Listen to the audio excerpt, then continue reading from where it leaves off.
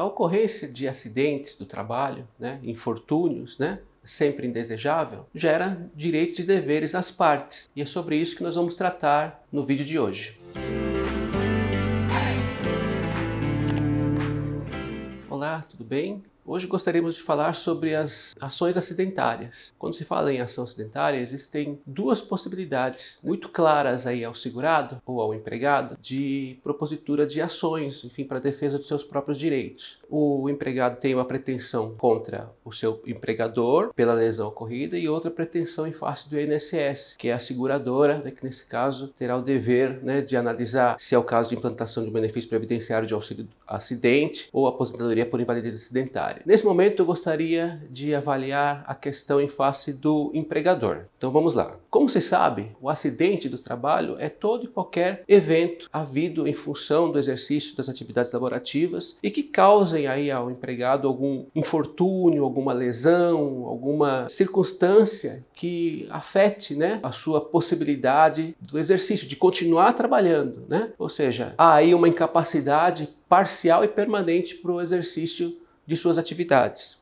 Essas lesões ou esses acidentes do trabalho podem ser caracterizados como acidentes típicos, que são exemplo do empregado que na máquina cortou a parte do dedo, amputações, situações que infelizmente ainda acontecem, apesar de indesejáveis, e nesse momento o empregado é afastado, para melhoria de suas condições, e quando retorna ao trabalho, se retornar, ele retorna com uma condição precária, de vida, ou seja, ele retorna com um prejuízo, com uma redução parcial e permanente de sua capacidade de trabalho. Nesses casos, ele tem uma pretensão, uma ação contra o seu empregador, para viabilizar duas espécies de indenização. Indenização pelo dano material sofrido e uma indenização pelo dano moral sofrido. O dano material é evidente, se por conta de uma atividade exercida na empresa que o remunera, ele sofreu esse acidente, evidentemente o nexo causal acidentário e o dever da empresa de indenizá-lo. E essa indenização, no mais das vezes, ela é fixada em juízo, já que muito raramente o empregador reconhece isso espontaneamente. Então, é o caso do empregado buscar seu advogado, entrar com uma reclamação trabalhista na Justiça do Trabalho,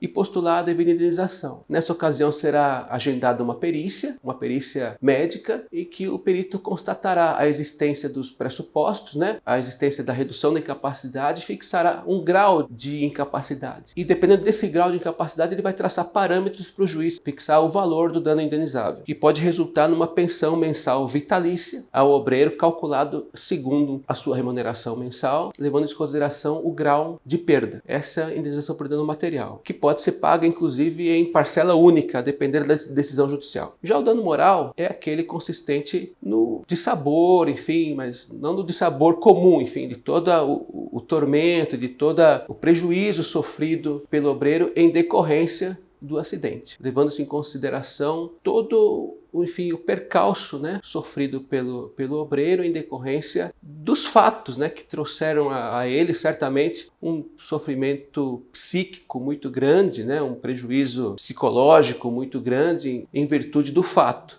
E essa fixação do dano moral ela é dada pelo juízo, por um critério de arbitramento, e também é possível sua fixação. Outro aspecto da ocorrência de lesão acidentária, de acidente do trabalho, é estabilidade do obreiro, do trabalhador, a partir dos retornos ao seu trabalho. A legislação previdenciária prevê que o obreiro, o trabalhador, não poderá ser demitido da empresa pelo tempo mínimo de 12 meses após o retorno, após a alta médica desse infortúnio.